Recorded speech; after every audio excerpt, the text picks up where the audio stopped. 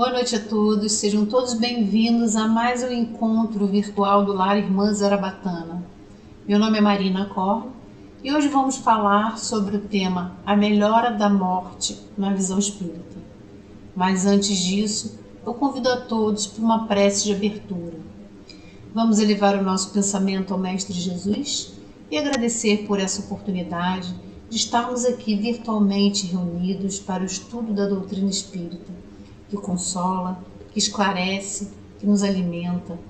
Rogamos ao Mestre a sua proteção e a presença dos benfeitores espirituais, que estejam conosco agora e sempre, nos ensinando, nos intuindo e nos ajudando a colocar em prática os seus ensinamentos.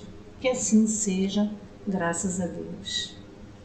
Bem, meus irmãos, antes da gente iniciar a falar propriamente do tema Melhora da Morte, a gente precisa entender um pouquinho sobre o desencarne e sobre o desligamento do corpo físico. Para isso, eu trouxe aqui alguns artigos da doutrina espírita. Vamos fundamentar o nosso estudo no Livro dos Espíritos. Na questão 153, Kardec pergunta: em que sentido se deve entender a vida eterna? E a resposta que eles nos dão é que a vida do espírito é que é eterna. A do corpo é transitória e passageira, ou seja, o nosso corpo físico serve aqui como uma moradia temporária, como uma vestimenta durante o nosso período de encarnação no plano físico.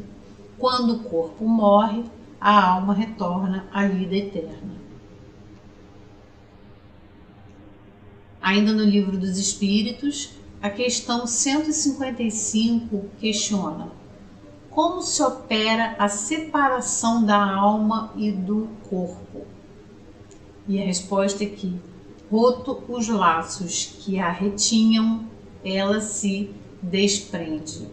Ou seja, aqui nós estamos falando, propriamente dito, do desligamento do perispírito e do espírito do corpo físico. Ok? Na questão 135, Kardec pergunta: há no homem alguma outra coisa além da alma e do corpo? E os espíritos respondem: há o laço que liga a alma, aqui no caso ele falando do espírito, e o corpo. A alma é o espírito encarnado e o laço que liga é o perispírito. E aí Kardec pergunta: de que natureza é esse laço? Qual é a natureza do perispírito?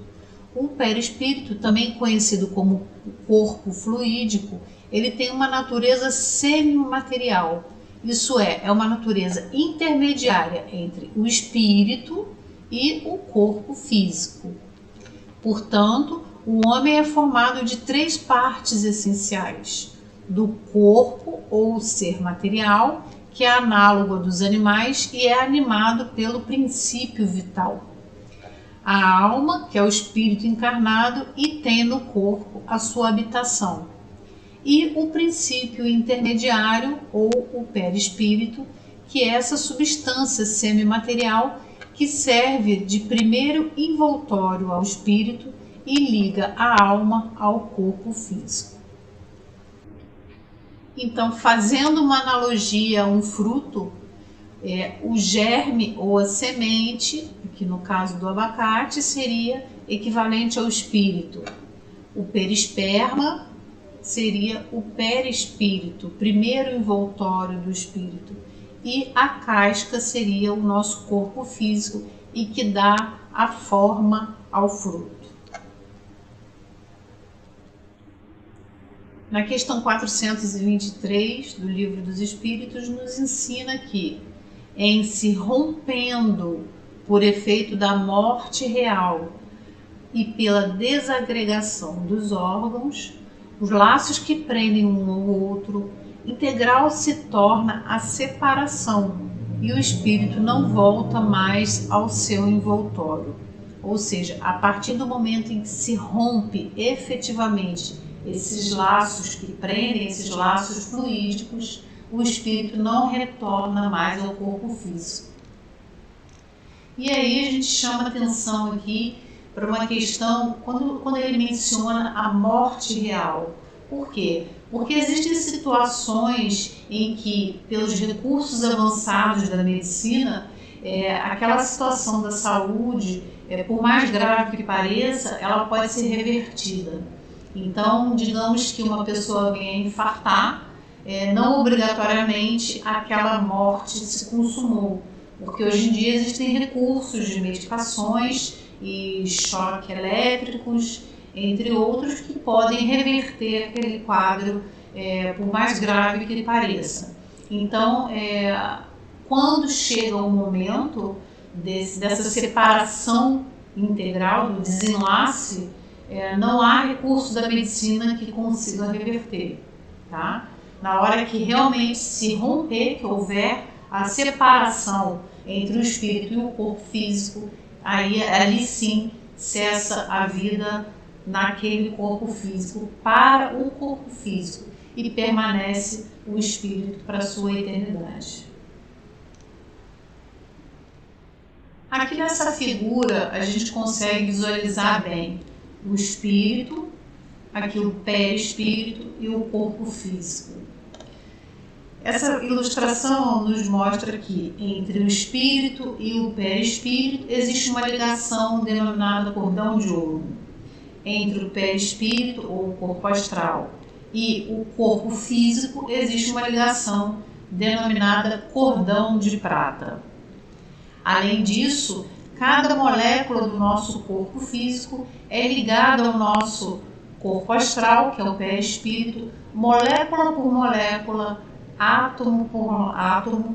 Existe uma ligação fluídica e que, durante o processo de desligamento, eles vão se rompendo lentamente. O último rompimento cessa a vida aqui no corpo físico quando se rompe o cordão de prata.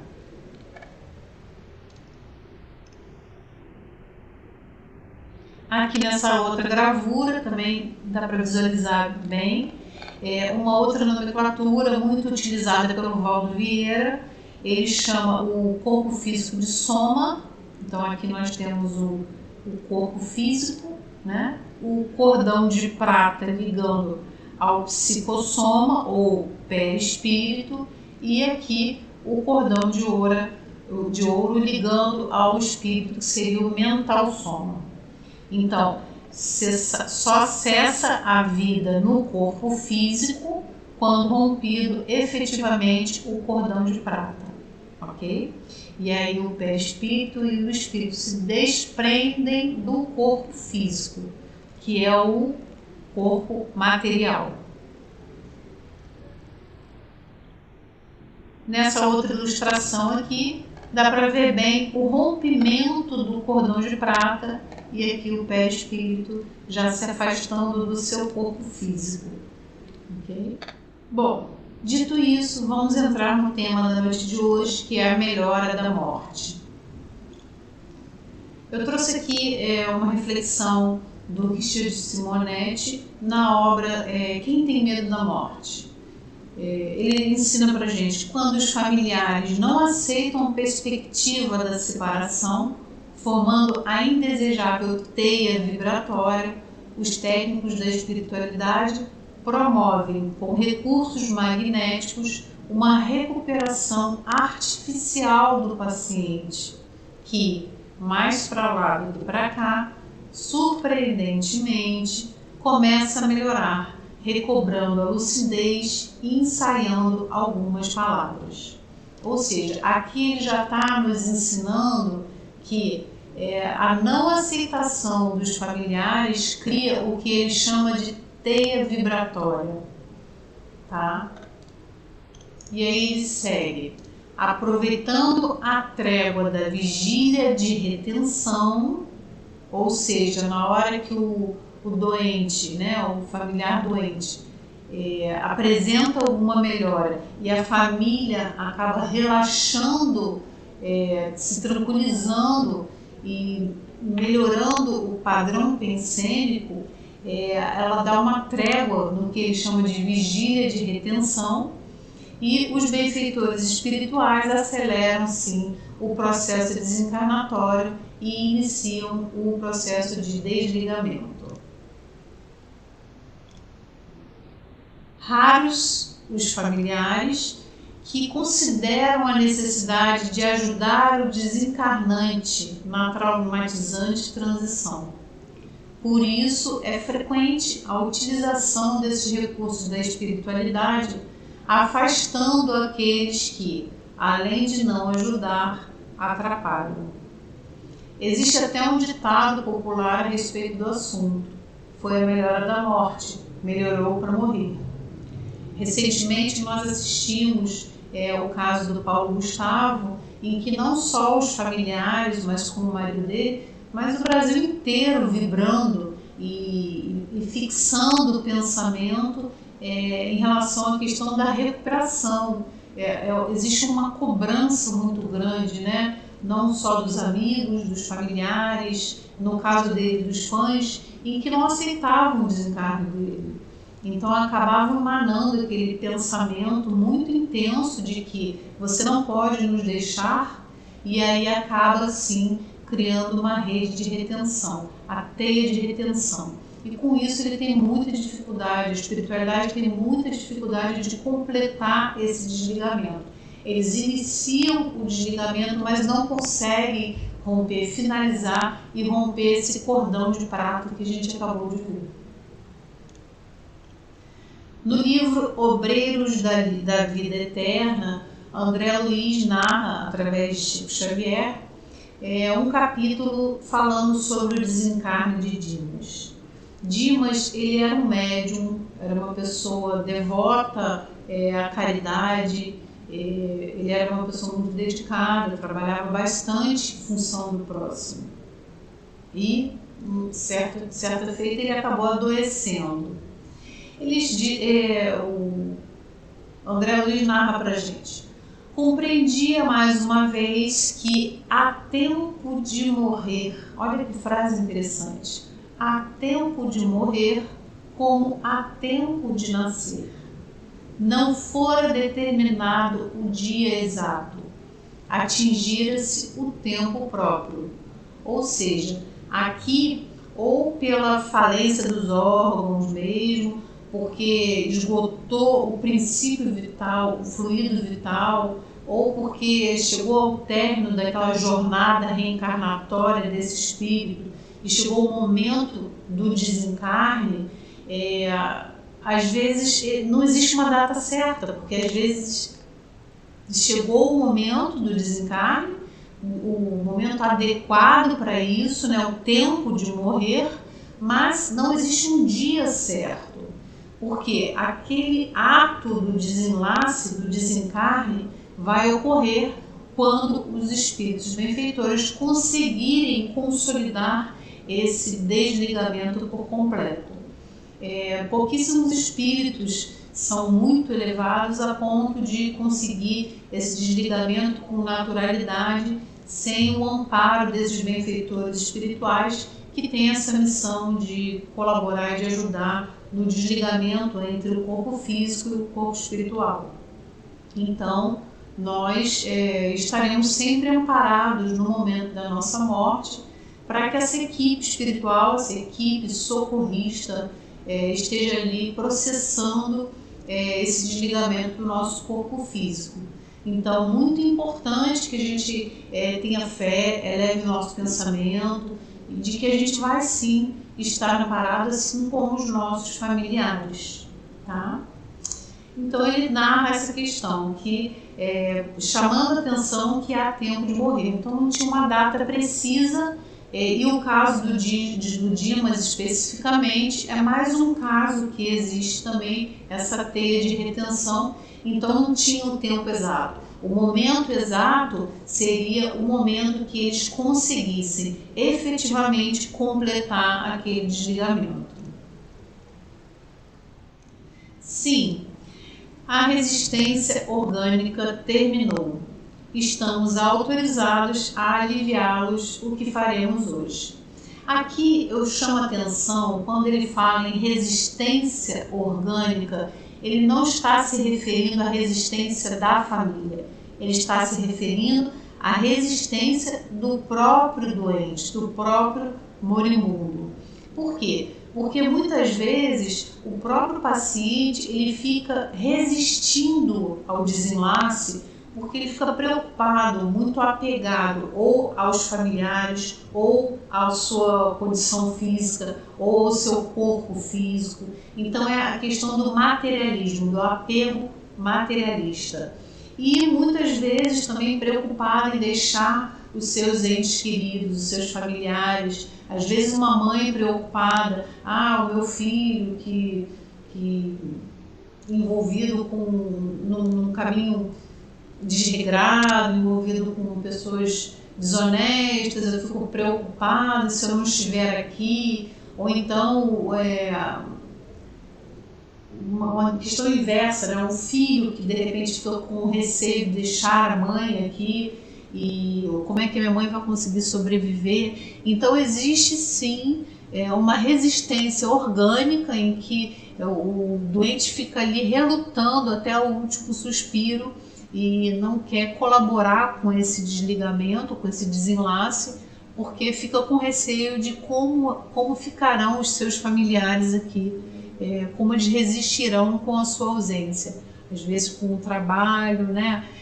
No caso do Dimas, não só com seus familiares, mas também com o trabalho que ele exercia como médium, um trabalho de caridade. Ele achava que ainda tinha muita coisa para fazer aqui no plano físico, e também ficava muito preocupado com a sua esposa, como ela suportaria essa dor, como ela sobreviveria à morte dele, né, do marido.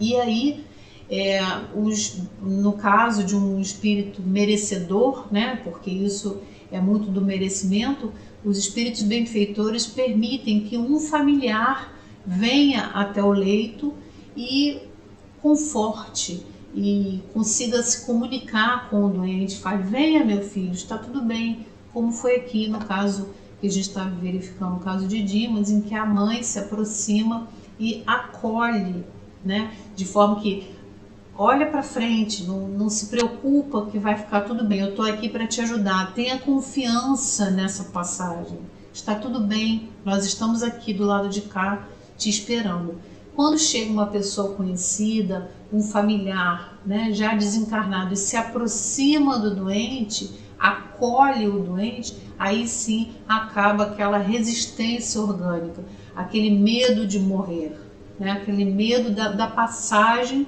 para o outro lado, para o lado desconhecido.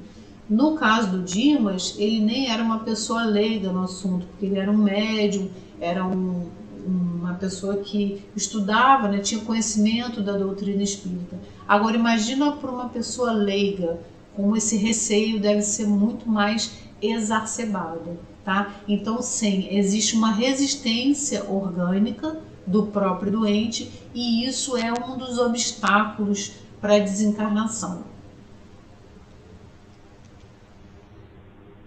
A esposa do médium, a esposa de Dimas, mantinha-se firme ao seu lado, olhos vermelhos de chorar, emitindo forças de retenção amorosa que prendiam o moribundo em vasto emaranhado de fios cinzentos, dando-nos a impressão de peixe encarcerado em rede caprichosa.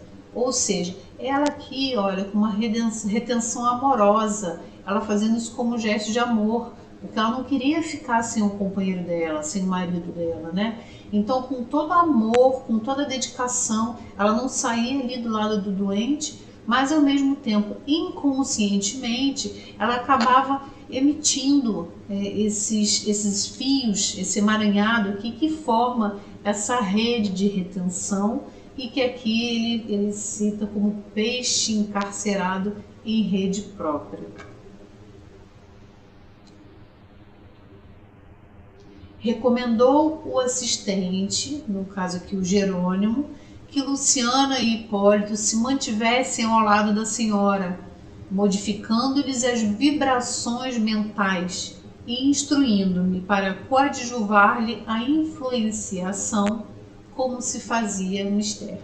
Ou seja, aqui é a espiritualidade atuando sobre os familiares. Tudo isso é uma questão de merecimento, tá, gente?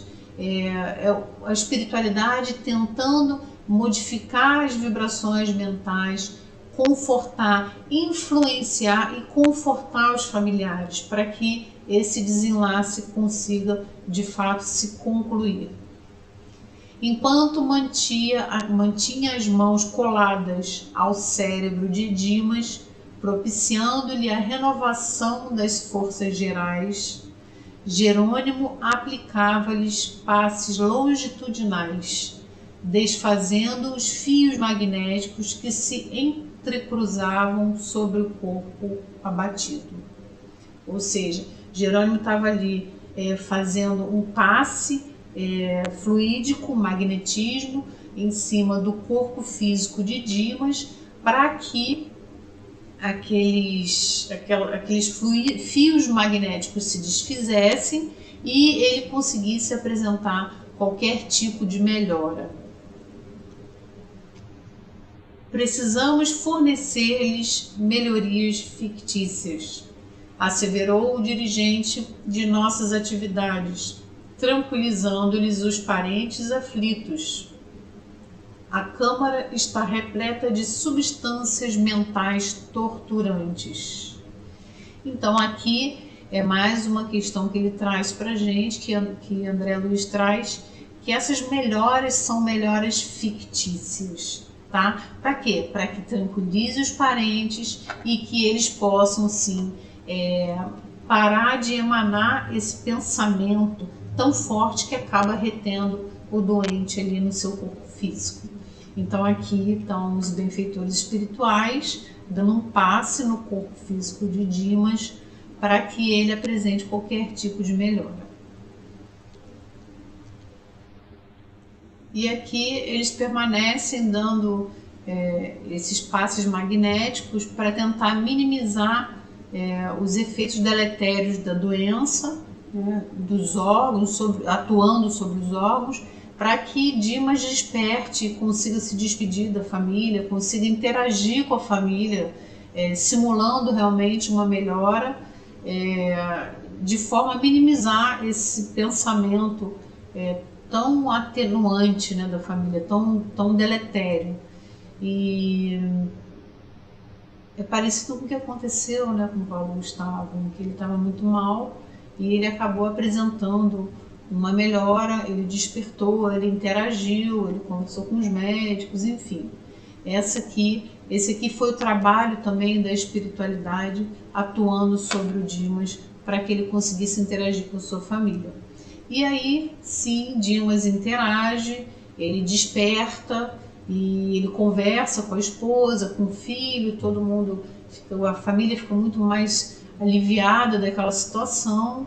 E ele fala, eu estou bem, agora eu preciso descansar, eu me sinto muito bem, por favor. Ele olha para a esposa, vê a esposa numa situação muito abatida, e ele fala, por favor, vai descansar, você está aqui na vigília há muitos dias e tudo, eu preciso que você descanse e fique bem.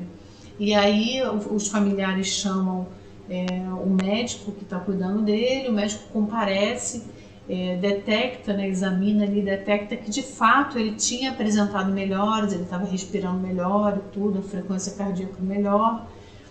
E apesar do André Luiz narrar no capítulo que ele fica muito impressionado com os efeitos da doença, os órgãos físicos dele estavam muito destruídos, né? Mas ainda assim, ao exame clínico, o médico detectou uma melhora e suspendeu uma série de medicações, analgésicos, porque considerou que ele de fato tinha apresentado uma grande melhora. E com isso, a esposa consegue sair daquela câmara ali do quarto do Dimas, o filho também, o médico vai embora, deixam o Dimas descansando e aí sim chega toda a equipe espiritual ali, os benfeitores espirituais, para conseguirem de fato completar esse desligamento do corpo físico. Tá? Aqui nessa imagem Essas imagens foram extraídas do curta-metragem A Desencarnação de Dimas, que está disponível no YouTube. Eu recomendo a todos que assistam, porque é bem interessante. Aqui nessa imagem a gente vê que a ação dos espíritos benfeitores aqui surtindo efeito, em que o desenlace começa a ocorrer, molécula por molécula, conforme a gente viu, e aquele perispírito e o espírito começam de fato a se desligar do corpo físico, né? Permanecendo ainda o cordão de prata. Aqui o procedimento um pouco mais avançado, a gente já visualiza que o perispírito é praticamente todo desligado do corpo físico, permanecendo ainda o cordão de prata, e no final esse cordão de prata é rompido e aí sim cessa a vida desse espírito neste corpo físico. O espírito segue para a vida eterna e o corpo físico fica aqui se deteriorando. Então, gente, a maior reflexão que a gente traz com esse ensinamento na noite de hoje é que o nosso pensamento ele é uma onda eletromagnética, né? E ele possui uma força gigantesca, né? E se propaga através da energia universal.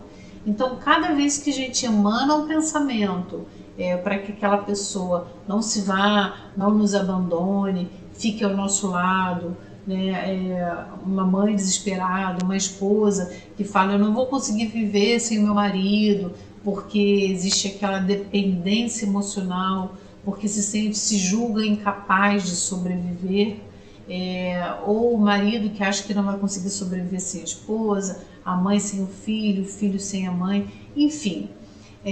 Cada pensamento que a gente emana, a gente está assim, muitas vezes prejudicando, porque quando chega ao término da nossa vida, né, quando a gente termina aqui, cumprida a nossa programação existencial, chega o nosso dia, chega a hora da nossa morte, o tempo de morrer, nós temos que fazer essa passagem com naturalidade.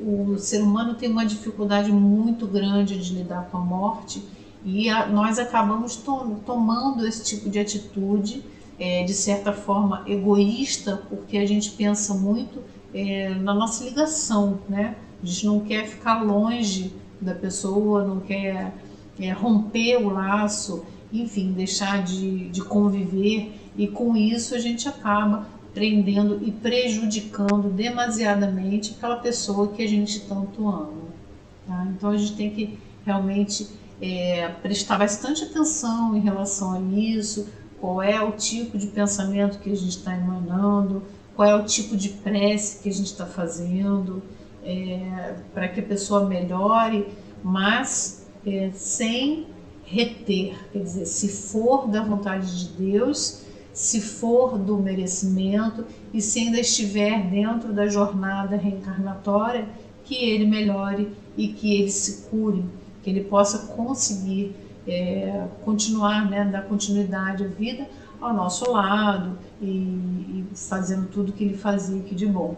Mas que, se porventura esse momento tenha chegado, que essa passagem ocorra da forma mais suave possível e que os benfeitores espirituais venham para nos acolher, para nos trazer resignação, resiliência, para nos fortalecer, para que a gente consiga dar continuidade à nossa caminhada espiritual, porque não porque chegou o momento do nosso companheiro, do nosso parceiro, da nossa mãe, do nosso filho, que obrigatoriamente nossa jornada também chegou ao fim, não é verdade?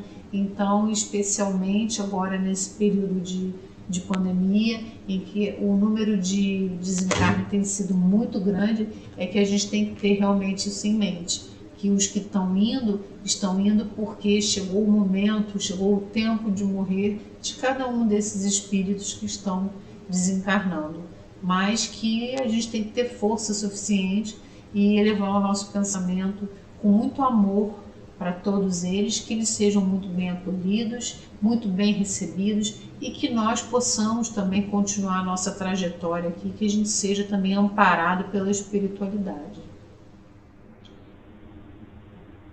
quando o desencarnante e seus familiares controlam as emoções, cultivando em prece sentimentos de confiança e constrição, os técnicos da espiritualidade encontram facilidade para promover o desligamento, sem traumas maiores para o que parte, sem desequilíbrio para os que ficam. Então, tenhamos em mente que devemos sim elevar o nosso pensamento e esperando que ocorra o melhor para aquela pessoa, para aquele espírito, para aquele nosso familiar, para aquele nosso ente querido. Lógico que a gente não pode ficar desesperado e achar que todas as vezes que um doente melhora, significa que é a melhora da morte. Não, não é isso. Mas tem que aprender como a gente eleva essa prece, como a gente emana o melhor sentimento, as melhores vibrações, para que esse espírito receba e seja encaminhado da melhor forma possível. Jesus de Nazaré, a sua última frase foi: Pai, em tuas mãos eu entrego o meu espírito. Isso demonstra a total confiança na passagem. Então, quando chegar a nossa hora, ou quando chegar a hora do nosso ente querido, do nosso familiar, que a gente tenha fé, que a gente tenha certeza da continuidade da vida, da passagem daqui regressando para o nosso lar, né? Regressando para o nosso verdadeiro lar, que é o mundo espiritual. Aqui a gente está num período transitório, a gente está aqui de passagem e a gente está aqui para aprender, para evoluir na esfera física, né? No corpo físico. Então, que nós possamos ter fé, tranquilidade e muito equilíbrio para que essas perdas e para que a nossa passagem, quando chegar a nossa hora, ocorram da forma mais suave possível, da forma mais benéfica. Porque da mesma forma que a gente se entristece quando deixa aqui os nossos familiares na hora da nossa passagem, a gente tem que pensar que a gente também está retornando à pátria espiritual e encontrando outros tantos familiares espirituais que muitas vezes a gente nem lembra da existência deles, por necessidade de apagar a nossa memória temporariamente, transitoriamente. Assim como os nossos entes queridos que aqui estão nesse período tão traumático desencarnando em massa, eles também estão sendo recepcionados e recebidos na pátria espiritual por diversos familiares, e lá eles serão acolhidos e poderão dar continuidade à sua jornada de evolução espiritual. Assim, vamos tentar então sempre estar em prece pelos nossos queridos, lembrando da oração maior de Pai Nosso, que diz: seja feita a tua vontade. Então, que seja feita a vontade de Deus, que se for pela melhora, que Ele melhore, e se for chegada a hora, que Ele faça uma excelente passagem e deixe aqui também excelentes ensinamentos. Meus irmãos, muito obrigada pela atenção, obrigada por vocês estarem aqui conosco, e vamos elevar o nosso pensamento ao Mestre, agradecendo aqui pela noite de hoje, agradecendo os nossos aprendizados, e que possamos aqui dar continuidade sempre aos ensinamentos e à divulgação da doutrina espírita. Que assim seja, graças a Deus.